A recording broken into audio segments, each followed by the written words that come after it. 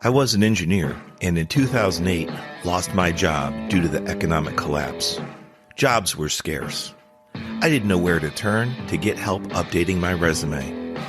Online services and coaches charge hundreds, even thousands of dollars. I took matters into my own hands and learned how to craft interview-winning resumes. Shortly later, I landed a job with a Fortune 500 company. I've helped many achieve similar success. Now I share my tips to create interview-winning resumes, interviewing excellence, and high-performance growth strategies on my podcast, Career Growth Made Easy.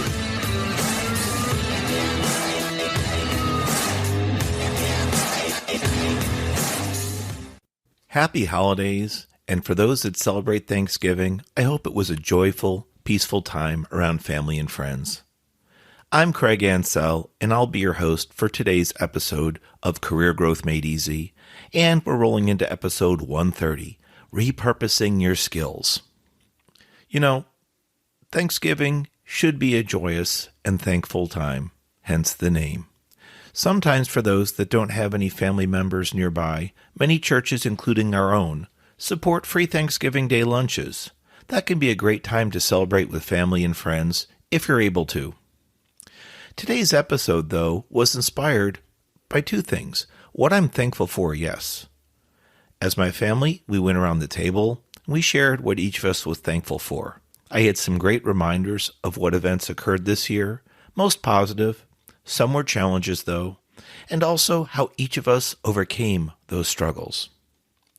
While I mentioned some great thankful moments as well, that led me to think about and share some areas for thoughts and prayers, such as for those impacted by the recent hurricanes in and around Florida. I realized that while my 9-to-5 day job focuses on project management, servicing power plants, I was able to use my core competencies from project management, such as leadership and empathy, to help others in need. Those impacted or displaced from storms, especially the recent storms, were significant. We had Hurricane Ian that dumped inches and feet of water, followed by another hurricane right around the cusp. It's important to know that many of us donated our time, talents, and treasures to help those in need. I donated my time as well, and I was very thankful to be able to have the time and capabilities to do that. But while volunteering, it's important that you're able to take constructive criticism and or redirection, especially take it well when you're volunteering with or for others. Just because I'm a project manager doesn't mean that I'm always in a position of leadership. In my opinion, many times, it's just as important to be involved in the working level details, in the trenches, so to speak, getting the job done. Occasionally, I'll need to step out, take a look around to make sure everything is working well, like a well-oiled machine. That's when it's important to recognize coworkers or colleagues that may be struggling, frustrated, or otherwise challenged while performing their activities. So, why did I bring all this up? Well, it's because many of us can get in the trap of defining ourselves by our job titles. In fact, I saw this rather recently when I released an episode on a different topic, but somewhat connected, episode 116, Your Job Title Doesn't Define You. Give a listen if you're curious. I promise it'll be worth your while. It may help you break out of a rut or a mental box you may be stuck in, where you see yourself and or your capabilities as limited. Now, for today's show, though, based on similar ideas, I do share views differently. It's all about recognizing with each of us what we do in our primary job. For me, as I mentioned, my 9-to-5 is project management and specifically working with power plants and power providers such as Duke Energy. But removing my job title or label, air quotes if you will, there's a lot more to being successful as a project manager than you would think. I'll name a few categories to get you thinking, then I'm going to switch the tables a bit and ask you a question or two. For me, here's a few categories I think project management should include. Risk management. financial management, effective communication skills, strong organizational management, and being visionary, keeping the end in mind. Then, of course, planning, scheduling, and execution skills so you get your project or program completed. With all that said, though, I was able to take some of those skills, some were well-honed more than others, and give back to society during that recent set of devastating storms. If you've been severely impacted, my thoughts and prayers go out to you as well. I've lived in Central Florida over 30 years, and no amount of news footage, aerial photos or videos from our governors or presidents while they fly over affected areas and impacted areas can compare to being on the streets, in the flooded homes, working it live with the impacted families. I'd have to tell you, all of my senses were heightened, and I felt like I was constantly on alert for changing conditions.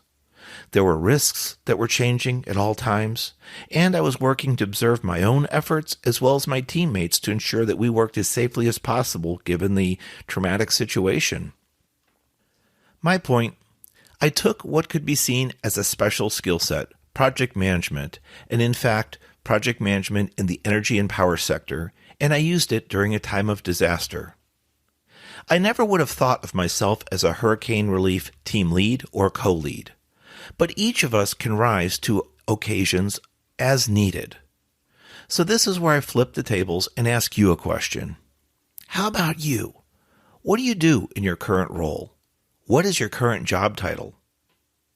Do you define yourself, your purpose, your value by your job title?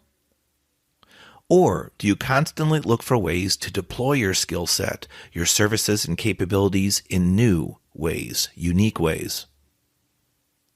This could happen in your current role, perhaps in your company if it's not so silo-based, meaning that you can work outside your group and in other areas, lending a hand, job shadowing, or perhaps leading others. Also, what if you're frustrated or disappointed with your current job role? I suggest you figure it out if it's your specific situation, the group you're in, or your company. Overall, that may be the bigger issue. If it's the latter, though, you might want to consider a job change.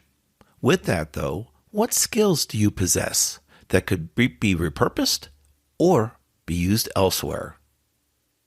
You might be slightly familiar with my story, my background, and I'll briefly share if you're not. I am an electrical engineer, and I have significant managerial experience as well. When the economy crashed back in 2008, I found myself unemployed. I was the victim of another acronym, RIF, R-I-F, a reduction in force. I, along with hundreds and thousands of others, lost their jobs. It took time, and let me tell you, under some really painful circumstances, both painful financially and emotionally, but I was able to repurpose myself and get into a role that led me into the project manager that I am today. If you're considering leaving your current role, even your current company, are you going to stay in your field or just switch companies? The grass isn't always greener on the other side. So while I support you in the fact that you're looking for other jobs out there, be cautious not to jump, right? You don't want to jump when the boat's too far away from the dock. You want to run to something and not from something. Use that as food for thought before you make any significant changes. At least that's my recommendation. If you're feeling the signs of burnout with your current company, did you know that switching to another company may be the cure? Sure, there is that chance, but it could also just delay the feeling that you're having. You're simply going to burn out doing the same role for someone else. Perhaps, though, it's time to switch roles, switch industries, maybe try something new. For that, forget about your title. Think about all that you're capable of, all that you do, and see what new roles might be right for you. Although I'm an electrical engineer, my primary role today is in project management. My electrical engineering degree absolutely helps me to do my job when it comes to the technical details, such as reading drawings, electrical schematics, or wiring diagrams, but engineering is not my primary function.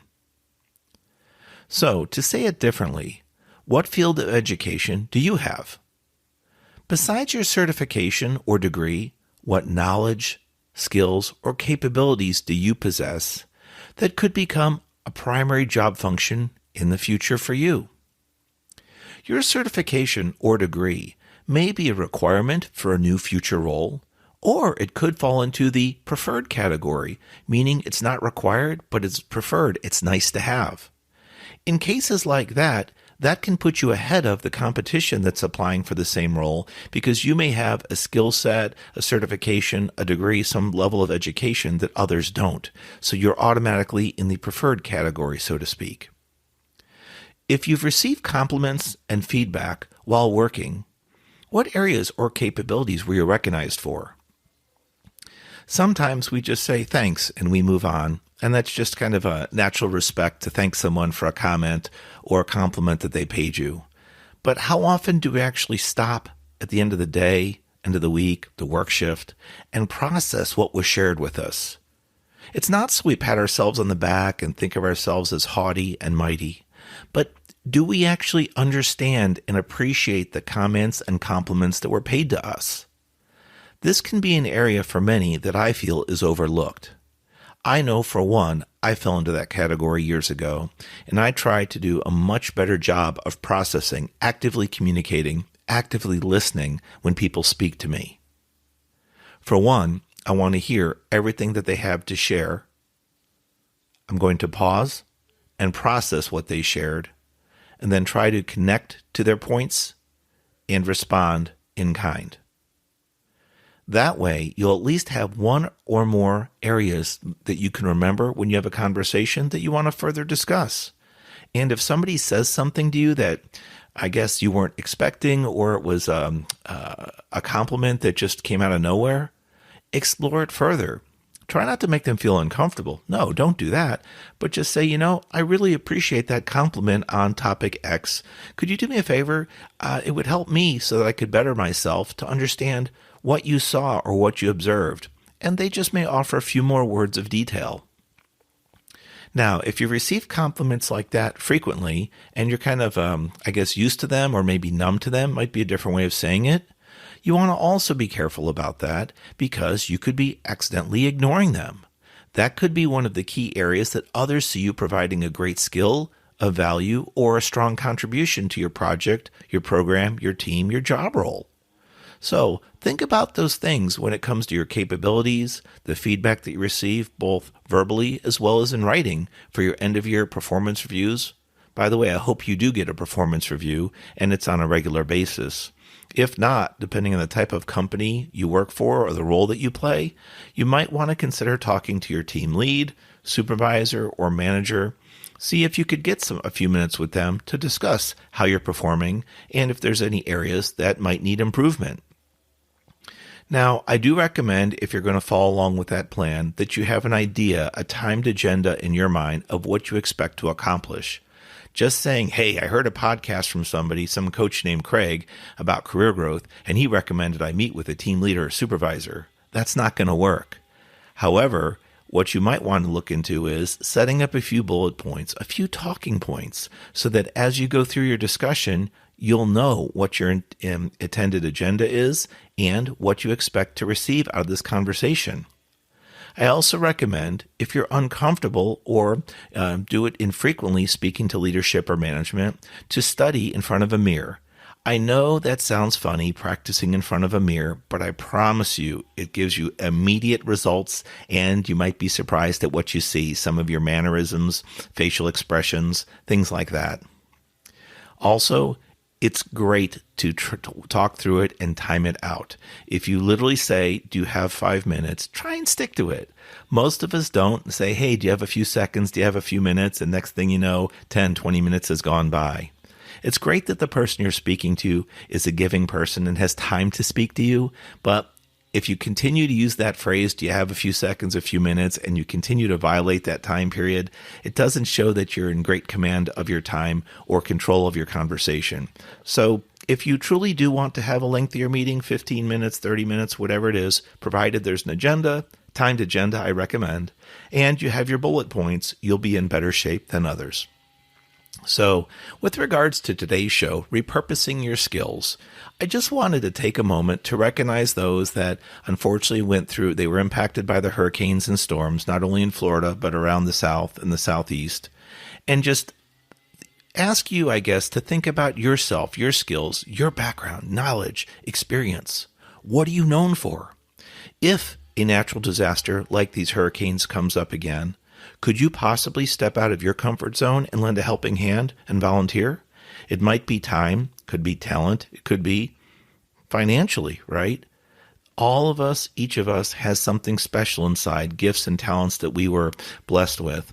And some of us have stronger skills than others. So just think about that for a minute. Even though I'm an engineer, even though I'm a project manager, thankful for both, and I work very hard to keep up that skill set, I was able to find myself donating a relief effort for hurricane recovery, and it went really well. It was a humbling experience, a very great giving experience, but also gave me a great chance to use empathy and understanding for those strongly impacted. So, asking you, dig deep down inside. What skills, what capabilities do you have, whether it comes to volunteering for the next disaster, or if you're looking to switch roles? Identify, is the current role you're in the problem? Meaning, are you not aligned with your team leader, manager, or team members? Is it the manager? Maybe staying within the company, but switching groups so that you have a different management team that you report to could be the solution.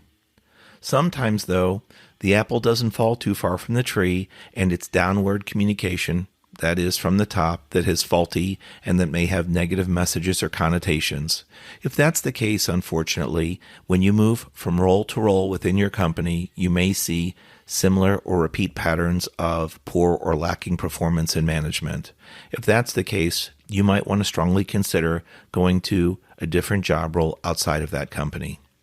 Despite being there days, weeks, months, or years, things can happen, and sometimes companies can grow and learn from their mistakes, lessons learned and best practices. Other times, they can get stuck up in the rut of, that's the way we've always done it, and lack the learning and best practice experience. You could try to raise those concerns to your management, and it may work. I definitely want to support that if that's something you want to try. I would at least say, hey, it's worth the effort, right? But it's very important how you have that conversation and when you have that conversation to make it most effective. If that leader or manager isn't receptive or it just falls on deaf ears, that could be a red flag, a warning sign that it may be time to prepare and look for a new role in a new company. With all that said, if you need any help with career coaching, if you need to look at your career and do discovery coaching, I have one-on-one coaching appointments on my website, craigansell.com. Also, how updated is your resume? You might want to check out my resume masterclass, also online. There's a few modules that will take you from a blank sheet of paper to a finished masterpiece in no time. If you already have a resume, but it's kind of getting dusty and dirty, you still should take the course because it's put together by recent comments, feedback, and direction from human resource professionals, hiring managers, and those in leadership roles when it comes to resumes, the do's, don'ts, and their pet peeves. So I've tried to compile it and put it all together for you so that you have a one-stop shop to improve or totally rewrite your resume depending on your circumstances. I hope today's show, episode 130, Repurposing Your Skills, with me, Craig Ansell, your host, from the Career Growth Made Easy podcast, helped you think a little differently about your skill set and role today and see where you might be able to grow in your current situation. God bless you. Stay safe.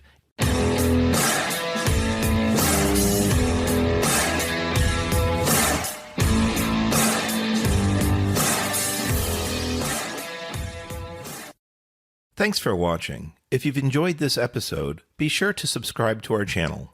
New episodes every Monday. In the meantime, why don't you follow us on social media at Craig Ansell on Facebook, LinkedIn, and Instagram. To book a coaching appointment, download our free guides, or join our email list, check out the links in the description below.